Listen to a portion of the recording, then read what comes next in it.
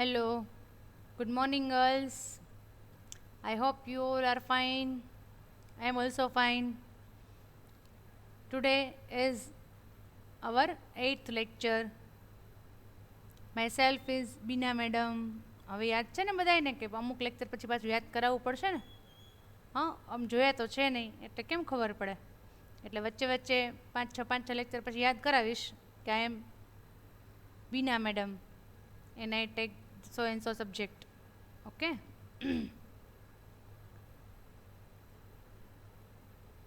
Girls, we have started generations of computer in the previous lecture. We had completed first generation and second generation in that lecture, and now today we have to continue with third, fourth and fifth generations of computer. The sequence of our lecture would be like revision of the previous lecture, sharing of good thought, then the contents of the lecture, and last ma storytelling. Okay, I hope now you have been familiar with it. હવે તમને લોકોને idea આવી ગયો હશે કે હું આ સિક્વન્સમાં ભણાવું છું ઓનલાઈન લેક્ચર્સમાં. આ સિક્વન્સ લાઈવ ફિઝિકલ લેક્ચર્સ હશે ત્યારે ફોલો થાય એવું જરૂરી નથી. આ તો આ લેક્ચર્સમાં તમને થોડોક ઓછો કંટાળો આવે અને કંઈક થોડુંક સારું શીખવાનું પણ મળે અને થોડીક કન્ટેન્ટ ઓછી હોય તો તમને યાદ પણ ઓછું રાખવું પડે, એટલે મેં આ સિસ્ટમ ડેવલપ કરી છે for online sessions only. Okay, today's thought is you don't have to be great to start, but you have to start to be great. કંઈ પણ વસ્તુની શરૂઆત કરવી હોય તો આપણે મહાન હોવું ઓલરેડી જરૂરી નથી. હા, મહાન ન હોય તો જ કંઈક ચાલુ આપણે કરતા હોઈએ. ઓકે, પણ you have to start to be great. પણ તમે કંઈ પણ નાનું નાનું કામ કરો છો કે મોટામાં મોટું કંઈક કામ કરો છો તો you have to think in your mind કે this is going to be a great task. Rise up and attack the day with enthusiasm. Okay, ડેની શરૂઆત જ કરવાની છે આપણે તો always, and you are young generation. હા, હજી તો જો કે અમે લોકોએ અમારી જાતને યંગ જ માનીએ છીએ, બરાબર? એટલે તમે લોકો તો ખૂબ જ યંગ છો, એટલે ઓલવેઝ ફૂલ એન્થુઝિયાઝમ રાખવાનું. કાંઈ પણ હોય, એનીથિંગ, હા, any activity related to study or related to other activities એટલે કલ્ચરલ ઇવેન્ટ્સ, તો everywhere you should try to participate. બને એટલું આ એજ છે એવી તમારી, હું ઓલવેઝ ક્લાસમાં કહેતી હોઉં છું, જ્યારે મળશું ત્યારે ડેફિનેટલી કહીશ કે આ તમારી એજ એવી છે, આ જે 3 વર્ષ છે FY TY કોલેજના, this is the golden period of time of your life. હા, ગોલ્ડન ટાઈમ છે તમારી લાઈફનો કે જેમાં મેક્સિમમ ભણવાનું તો છે જ, નો ડાઉટ, બરાબર, પણ એની સાથે સાથે જે કંઈ પણ એક્ટિવિટીઝ છે અને તમે લોકો તો પાછું થોડું મિસ પણ કરશો. જ્યાં સુધી કોલેજ નથી આવતા તમે ફિઝિકલી, ત્યાં સુધી તો તમે કોલેજ લાઈફ મિસ કરવાના જ છો અનફોર્ચ્યુનેટલી. એટલે જ્યારે પણ આવો, વેન એવર, હા, વી હોપ કે જલ્દીમાં જલ્દી તમે આવી શકો, ત્યારથી એકદમ ફૂલ્લી બધામાં બધી રીતે એન્જોય કરવાનું, ઇન્વોલ્વ થવાનું. Third generation of computer, its period was 1964 to 1975. The technology used in this generation was silicon chips, or it is also called IC, integrated circuit. એટલે ગર્લ્સ, અત્યારની જે ટેકનોલોજી છે જે અત્યારે આપણે યુઝ કરી રહ્યા છીએ એની શરૂઆત છે એ ક્યાંથી થઈ? થર્ડ જનરેશનથી. એટલે in simple language I can tell you the computers which we are using today with CPU, monitor, keyboard, mouse and other devices, they were introduced in third generation. because the technology was based on a chip. Chip means a small circuit. We have the picture of chip. Chip is a small circuit. On this circuit, on this simple small circuits, more than thousands of components can be bound. આના ઉપર કેટલા thousand જેટલા components છે એ આવડી નાની એવી chip ઉપર હોઈ શકે. અને આ જે પિક્ચર દેખાય છે ને તમને, આ લેફ્ટ સાઈડનું જે પિક્ચર, એમાં નીચે કંઈક ગ્રીન કલરનું દેખાય છે. આ જે નીચે ગ્રીન કલરનું દેખાય છે ને, it is called motherboard of computer. બરાબર, this is the main board. આખા કમ્પ્યુટરમાં તમારી કમ્પ્યુટર ગમે તે પ્રોસેસર હોય, ગમે તે મોનિટર હોય, ગમે તે કીબોર્ડ હોય, બટ મેઇન આધાર કોના ઉપર છે? On the motherboard. ઘરમાં ગમે એટલા લોકો હોય પણ સૌથી મેઇન વ્યક્તિ કોણ છે? મધર. ઘરે જાઓ ત્યારે બીજું કોઈ હોય કે ન હોય તો ઇટ ડઝન્ટ મેટર, ચાલે, પણ મમ્મી અવેલેબલ હોવા જોઈએ. ભલે કાંઈ કામ હોય નહીં મમ્મીનું, કાંઈ જ કામ ન હોય. We always take mothers for granted, બધા જ. બરાબર, પણ મધર વગર જે છે એ આખું ઘરનું સિસ્ટમ છે એ પ્રોપર ચાલે નહીં, બંધ પડી જાય. Same way this is motherboard.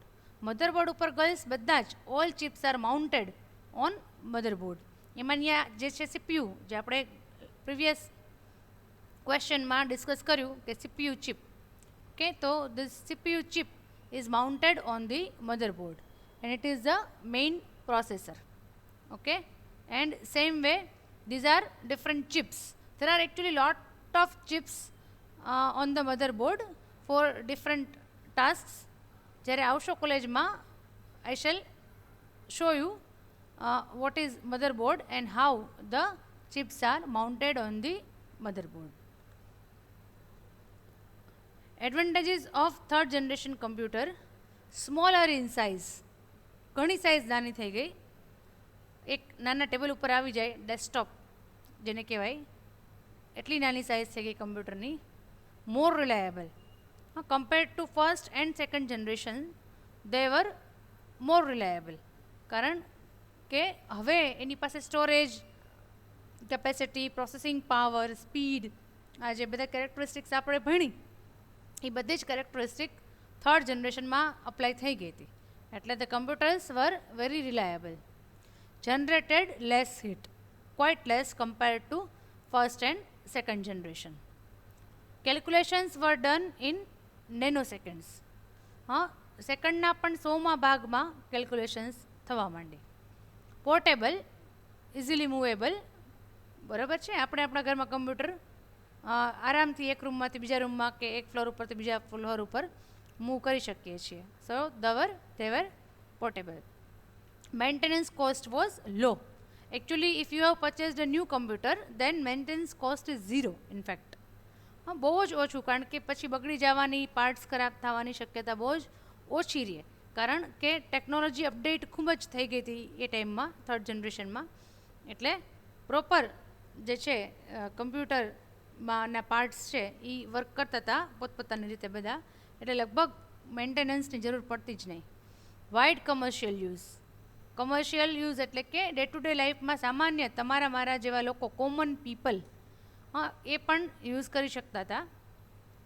Cheaper price, પણ ચીપર તો બહુ ન કહેવાય. Compared to first and second generations they were quite cheaper, પણ દેન ઓલ્સો અરાઉન્ડ 70,000 to 80,000 તો એની કોસ્ટ રહેતી હતી. એ પણ અત્યારનું જે આપણે પ્રોસેસર વાપરીએ છીએ ને એના કરતાં તો બહુ લો પ્રોસેસર. મને એટલા માટે ખબર છે કે મેં યુઝ કર્યા છે, પણ એનો અર્થ એમ નથી કે હું 1975 પહેલાં કમ્પ્યુટર યુઝ કરવા માંડી છું, ત્યારે તમારા જન્મે નહોતો થયો. બરાબર, પણ એ પછીના અમુક 10-15 વર્ષ સુધી પણ આ કમ્પ્યુટર્સ અવેલેબલ તો હોય જ. એનો ટાઈમ ભલે પૂરો થઈ ગયો હોય, પણ એ દવર અવેલેબલ. એટલે જોયેલા છે, પણ પ્રાઇસ કમ્પેરેટિવલી ઓછી કહેવાય. બાકી આમ તો ત્યારે એ જમાનામાં એટલી પ્રાઇસ છે એ વધારે જ કહેવાય. એટલે એમ કમ્પ્યુટર્સ અફોર્ડેબલ નહોતા. કમ્પ્યુટર ટીચિંગ પણ બહુ જ કોસ્ટલી હતું. ત્યારની જે ઇન્કમ હોય એના પ્રમાણમાં તો બહુ કોસ્ટલી હતું. એના પ્રમાણમાં અત્યારે એમ જ કહેવાય કે ઇટ ઇઝ ફ્રી. અત્યારે તો ફ્રી જ કહેવાય. હા, કોલેજમાં તમારી કંઈ સ્પેશિયલ ફી નથી કમ્પ્યુટરના સબ્જેક્ટની, એઝ વેલ એઝ ઓનલાઈન તમે ગમે તે ભણો યુટ્યુબમાં તે બધું ફ્રી જ છે. Limitations.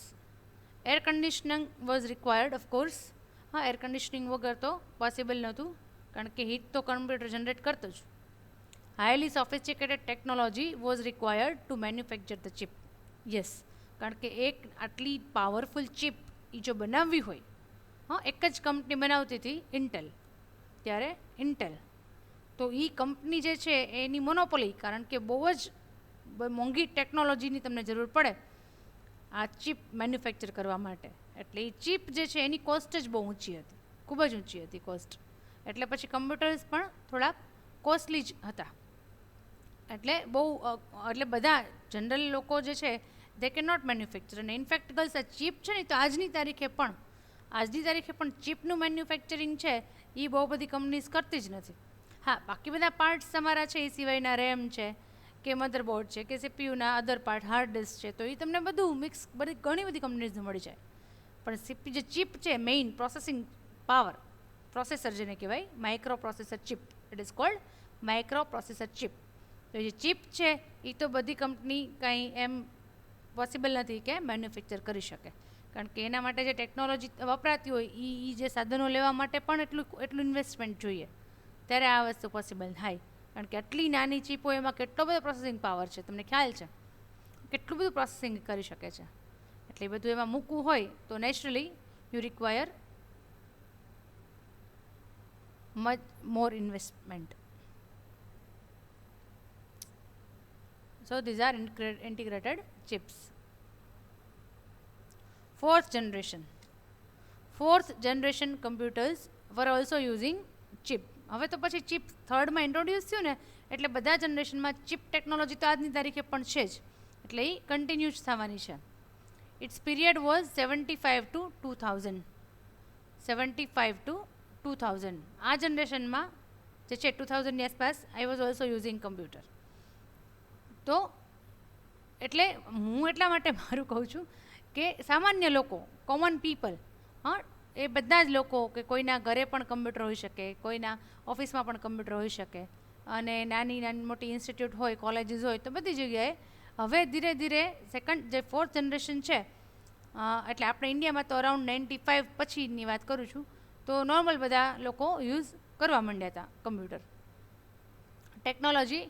Small scale integration, large scale integration, medium scale integration, બરાબર. એટલે એની ટેકનોલોજીનું નામ છે કે સ્મોલ સ્કેલ ઇન્ટિગ્રેશન હોય તો એમાં hundreds of components could be mounted on one chip. એક ચિપમાં હન્ડ્રેડ્સ એટલે કે 100, 200, 500 જેટલા કમ્પોનન્ટ્સ માઉન્ટ થઈ શકે. પછી મીડિયમ સ્કેલ આવ્યું, મીડિયમ સ્કેલ ઇન્ટિગ્રેશન, MSI. એમાં થાઉઝન્ડ્સ ઓફ કમ્પોનન્ટ્સ માઉન્ટ થતા હતા. And then large scale integration, એ પછી જો કે વેરી લાર્જ સ્કેલ પણ આવ્યું, ઓકે, જેમાં તો લાખો કમ્પોનન્ટ્સ જે ભેગા મળીને કામ કરી શકે એટલું એક ચિપમાં હોય. હા, more components on a single chip. એક ચિપ ઉપર ઘણા બધા કમ્પોનન્ટ્સ માઉન્ટ થાય.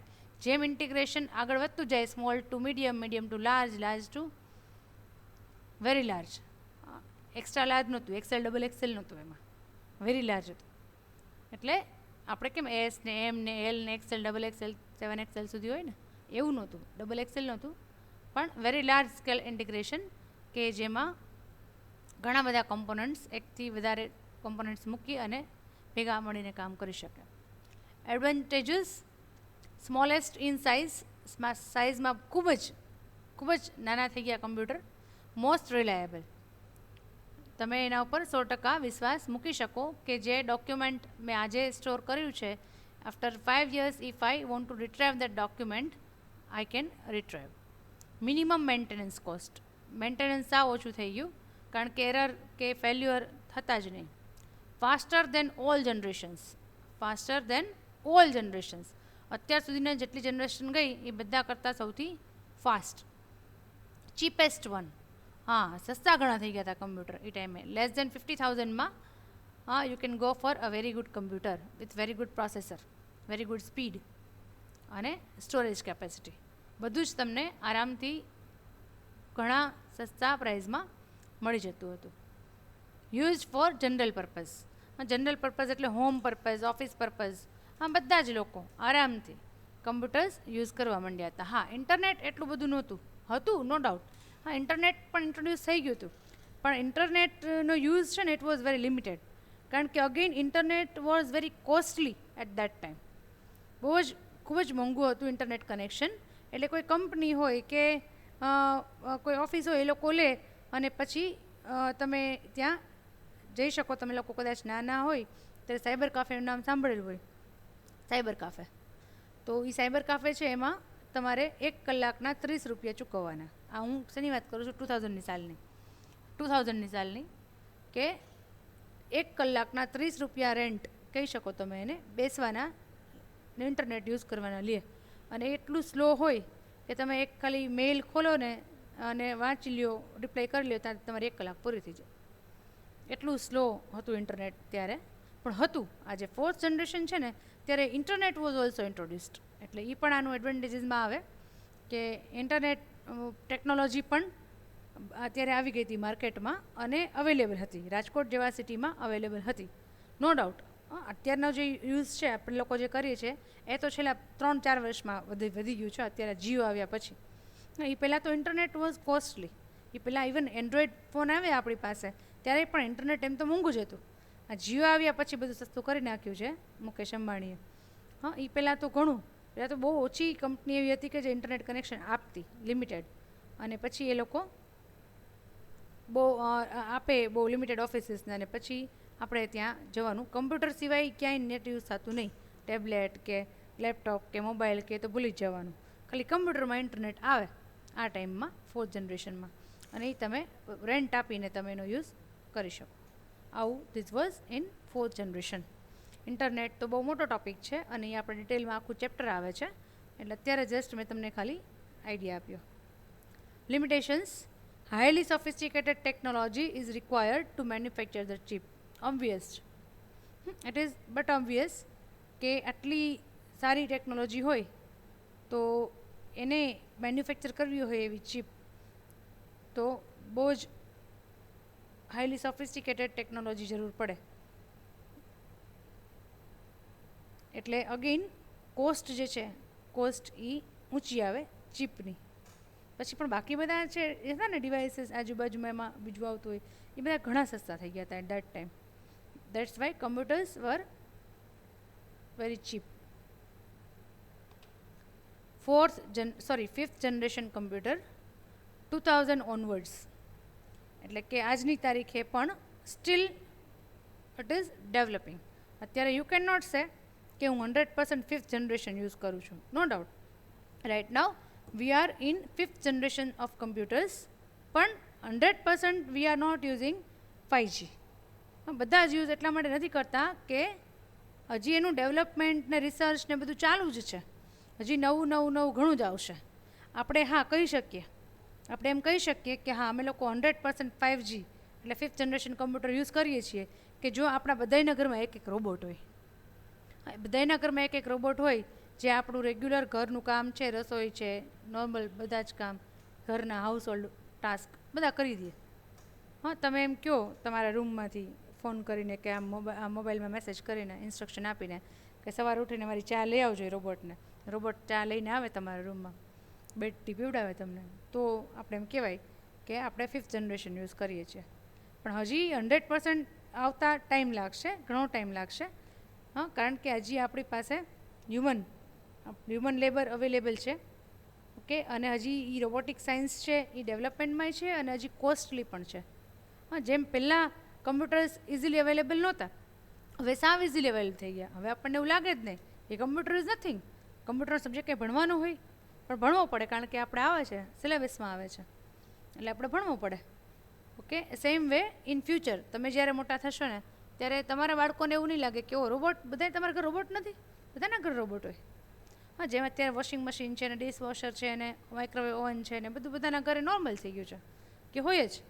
સેમ વે ઇન ફ્યુચર એવું પણ બનશે કે બધાના ઘરે રોબોટ હોવાનો જ છે. characteristics of fifth generation computer. They are under development and being tested in laboratories. અત્યારે હજી ડેવલપમેન્ટ એનું ચાલુ છે અને અત્યારે લેબમાં કંઈક R&D કરી અને રોજ અલગ અલગ ટેસ્ટ કર્યા કરે છે. Uses artificial intelligence. This is the most important feature of fifth generation computer કે artificial intelligence છે. As I taught you in the characteristics of computer, that computer has no intelligence. It cannot think. અને નથી જ વિચારી શકતું કારણ કે after all it is a machine. પણ જે મેં હમણાં તમને વાત કરી કે રોબોટ, તો એ તમે એને ઇન્સ્ટ્રક્શન આપો તો એ કરે, because it has artificial intelligence. I think you understand the word artificial. Artificial એટલે કૃત્રિમ, કુદરતી નહીં. And there will always be difference between natural and artificial. Natural beauty હોય અને artificial beauty હોય એમાં જમીન આસમાનનો ફેર હોય. તમે નોર્મલી સરસ દેખાડતા, રૂપાળા સરસ મજાના દેખાડતા હો અને તમે પાર્લરમાં જઈને કલર કરાવી આવો કલર કામ, તો એમાં ફેર પડવાનો જ છે. હા, પાર્લરમાં જાઓ તો ઇટ ઇઝ ટેમ્પરરી, પરમેનન્ટ ન હોય. અને ગર્લ્સ એ લિમિટેશન શું આવી જાય તો કે જે તમારી બ્યુટિશિયન છે એની જેટલી કેપેસિટી છે એટલા જ તમને રૂપાળા કરી શકે કે દેખાવડા કરી શકે. પણ નેચરલ બ્યુટી જે છે, જે ભગવાને આપણને આપી છે જેને કોઈને પણ, હા, તો એને કોઈ બીટ કરી જ ન શકે. હા, કોઈ હ્યુમન બિંગ એને બીટ ન કરી શકે. એટલે ઇન્ટેલિજન્સની બાબતમાં આપણે we human beings will always be better than computers. કારણ કે આપણે જે કાંઈ પણ આપશું ને કમ્પ્યુટરને પ્રોગ્રામિંગ કરીને આર્ટિફિશિયલી, એ કેવું રહેશે? આર્ટિફિશિયલ રહેશે. અને એમાં આપણા જે વ્યક્તિએ બનાવેલું છે આ વસ્તુ, પ્રોગ્રામિંગ કરેલું છે, એની લિમિટેશન તો રહેવાની જ છે, ઓબ્વિયસ છે, એની લિમિટેશન રહેશે જ. એટલે હશે, નો ડાઉટ. આ રોબોટિક સાયન્સ બહુ સારી વસ્તુ છે, પણ એમાં લિમિટેશન તો હશે જ. આપણી તમારી મારી જેમ તો કામ નહીં જ કરી શકે. Tax commands in audio visual way. જે અત્યારે ચાલુ છે, આપણો મોબાઈલ છે એને આપણે કમાન્ડ આપીએ, એલેક્ઝા આમ કર મારા માટે. હા, ગૂગલમાં આપણે એમ કહી, એટલે આપણે GPS ચાલુ કર્યું હોય તો બેન આપણને ઇન્સ્ટ્રક્ટ કરે કે હવે રાઈટ સાઈડ લ્યો ને લેફ્ટ સાઈડ લ્યો ને આગળ જઈને આમ વળજો ને. હા, તો ઇટ ઇઝ ઓડિયો વિઝ્યુઅલ. કે if V speak something in the computer, અત્યારે આપણે હું કરી જ રહી છું, આઈ એમ સ્પીકિંગ સમથિંગ, અને એ કમ્પ્યુટર એ જે મારી ઇન્સ્ટ્રક્શન્સ છે ઇટ ઇઝ ફોલોઈંગ, રેકોર્ડ થાય છે. ઓકે, એટલે વિડીયો હોય તો વિડીયો પણ રેકોર્ડ થાય છે. એટલે એ પોસિબલ છે. અને સેમ આપણે બોલીએ, કમ્પ્યુટર આપણે રેકોર્ડ મોબાઈલમાં રેકોર્ડ વોઇસ કરીએ છીએ, કાં તો ઘણા મોબાઈલ એવા હોય કે એમાં તમે એવો સોફ્ટવેર આવે તમે બોલો એકોર્ડિંગલી, એ બધા મેનુઝ સિલેક્ટ થાય. કમ્પ્યુટરમાં પણ આવે છે, તો ઇટ ઇઝ પોસિબલ. એટલે એ અત્યારે ઓલરેડી અપ્લાય કરેલું છે. Able to communicate in high level languages. હા, એટલે કે high level languages like English language. Even now computers can deal in most of the languages. હવે તો બધી વેબસાઇટ ગમે તે લેંગ્વેજ તમારે જે લેંગ્વેજમાં જોતી હોય એમાં હોય છે. એટલે હવે એવું થયું કે તમારે કમ્પ્યુટરની સાથે ડીલિંગ કરવું હોય તો you can use your own language. Can store large ડેટાબેઝીસ. હા, બહુ મોટી મોટી ડેટાબેઝીસ. ડેટાબેઝીસ મતલબ કલેક્શન ઓફ ડેટા જે તમે સ્ટોર કરો છો કમ્પ્યુટરમાં, ઇટ ઇઝ કોલ્ડ ડેટા. તો એ ઘણો બધો ડેટા છે એ તમે એકી સાથે સ્ટોર કરી શકો છો. Implements robotic applications. I have already explained. And most powerful machines. They are the most powerful machines. In fact, જેટલી ટેકનોલોજી છે દુનિયા આખીમાં, જેટલા મશીન્સ છે, lots of machines are there. એમાં સૌથી પાવરફુલ કયા હશે? ફિફ્થ જનરેશનનો કમ્પ્યુટર. કારણ કે પ્રોસેસિંગ પાવર છે, આર્ટિફિશિયલ ઇન્ટેલિજન્સ છે, સ્ટોરેજ કેપેસિટી છે. એટલે એની પાસેથી તમે જેટલું વર્ક લઈ શકો એ બીજા કોઈ મશીન પાસેથી નથી જ લઈ શકવાના. It is but obvious, right? So girls, here we complete generations of computer, first to fifth generation. You have to remember the period of each generation.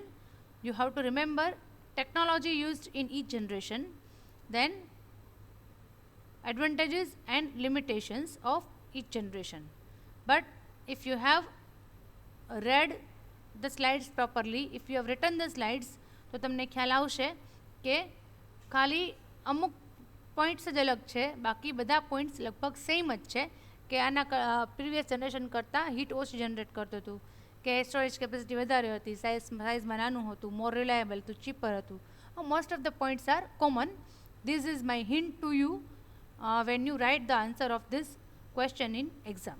હા, કાંઈ ન આવડે એવું ન બને, કાંઈ ન આવડે, આટલું કર્યું હોય તો આવડે તો ખરા જ, પણ જે આ કોમન પોઈન્ટ્સ છે એ ખાસ યાદ રાખી લેવા, એટલે તમે લખો તેમાં કંઈ ખોટું ન પડે અને તમારે બહુ જાજુ ગોખવું પણ ન પડે.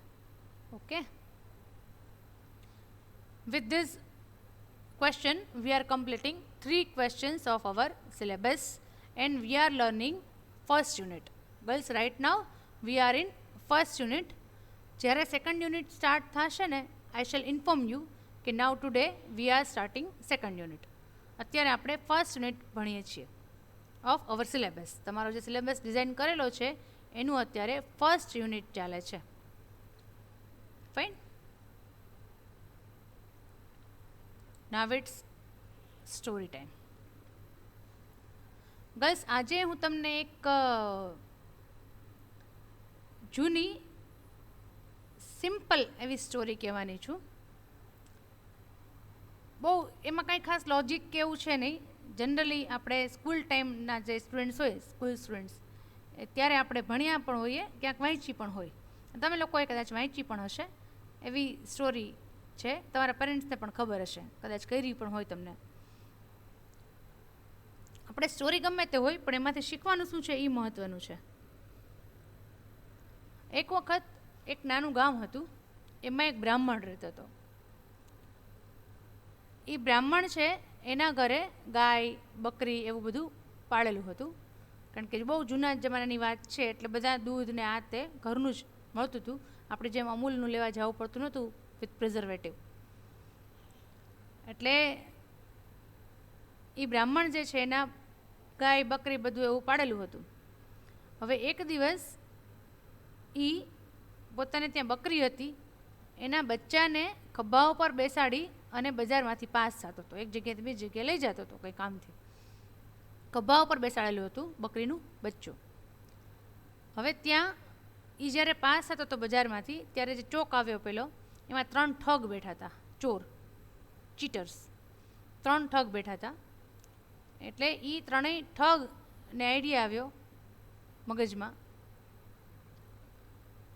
કે આપણે આ બ્રાહ્મણ જે છે એની બકરીનું બચ્ચું લઈ લેવું છે, આપણે એની પાસેથી છીનવી લેવું છે, પડાવી લેવું છે, ચીટિંગથી, છેતરીને. હવે બ્રાહ્મણ જેવો બ્રાહ્મણ, આખા નાનું ગામ બધા ઓળખતા હોય, અને એ ખભા ઉપર લઈને જતો હતો, એટલે એમ તો ખેંચીને તો લઈ ન લેવાય એની પાસેથી. એટલે એ લોકોએ આઈડિયા કર્યો. દે વર સ્માર્ટ, બુદ્ધિ હતી પણ સારા કામમાં વાપરવી નહોતી, એટલે તો એને ઠગ કહેવાય. એટલે એ 3 એક આઈડિયા કર્યો, અને બ્રાહ્મણ થોડોક આગળ ગયો ને ચોકથી, એટલે પહેલો ઠગ એની પાસે આવ્યો અને એણે કીધું, શું ભૂદેવ, બ્રાહ્મણ થઈ અને આ કૂતરાના બચ્ચાને ક્યાં લઈ જાઓ છો ખભે બેસાડીને? કૂતરાના બચ્ચાને પાડવું એ બ્રાહ્મણોનું કામ નથી. અત્યારે ભલે બધા એના ઘરે હોય, પણ ત્યારના જમાનાની વાત કરું છું. એટલે કે આ બ્રાહ્મણોનું કામ નથી, કૂતરાના બચ્ચાને લઈને થોડું જવાય કે. એટલે બ્રાહ્મણ વોઝ કોન્ફિડન્ટ. એટલે એ સાઈડ કે આ ક્યાં કૂતરાનું બચ્ચું છે, આ તો બકરીનું બચ્ચું છે, મારી ત્યાં બકરી છે એનું બચ્ચું હું લઈ જાઉં છું, એમ જવાબ આપીને આગળ નીકળી ગયો. અડધો કિલોમીટર ગયો હશે એટલે બીજો ઠગ આવ્યો. અગેઇન સેમ, શું ભૂદેવ, કૂતરાના બચ્ચાને ઉપાડીને લઈ જાઉં છું, તમને શોભતું નથી આયા? એટલે બ્રાહ્મણે 1 મિનિટ ઊભો રહ્યો, જરાક પોઝ કર્યો એણે, અને આમ નજર નાખી પોતાના ખભાની ઉપર કે આ ક્યાં કૂતરાનું બચ્ચું છે? તો બકરીનું બચ્ચું છે એ કે. અને વળી આગળ ચાલ્યો. વળી અડધો કિલોમીટર ચાલ્યો હશે ત્યાં ત્રીજો ઠગ એને મળ્યો, અને અગેઇન એણે કીધું કે શું બ્રાહ્મણ દેવતા, આ કૂતરાના બચ્ચાને લઈને તમે જઈ રહ્યા છો, આ તમને શોભતું નથી. એટલે પછી બ્રાહ્મણનો કોન્ફિડન્સ છે એ જરાક હલી ગયો, અને એણે બકરીના બચ્ચાને ખભા ઉપરથી નીચે ઉતાર્યું. અને જેવું નીચે ઉતાર્યું ને એ ભેગું 3 ઠગ ઉપાડીને એને લઈ ગયા. બ્રાહ્મણ સાચો હતો, કોન્ફિડન્સ પણ સાચો હતો, પણ જ્યારે ઉપરા ઉપરી 3 લોકોએ એને કીધું ત્યારે ઓબ્વિયસ છે કે કોઈનો પણ કોન્ફિડન્સ થોડોક હલવાનો જ છે. એટલે એણે નીચે ઉતારવીને કન્ફર્મ કરવા માટે એને નીચે ઉતાર્યું અને આ લોકો ઉપાડીને જતા રહ્યા. એટલે ગર્લ્સ, લાઈફમાં આવું બનતું હોય છે. આપણે કોન્ફિડન્ટ હોઈએ, આપણી વાત સાચી હોય, આપણું ડિસિશન સાચું હોય, તેમ છતાં બીજા લોકોના કહેવાથી આપણે આપણા ડિસિશન્સ ચેન્જ કરી નાખતા હોઈએ છીએ. આપણે કન્ફ્યુઝનમાં આવી જતા હોઈએ છીએ. આ બને જ because we are human beings and we have the limitations of human beings. એટલે આવું ઘણી બધી વખત થાય લાઈફમાં કે આપણે મિસગાઈડ થઈ જઈએ.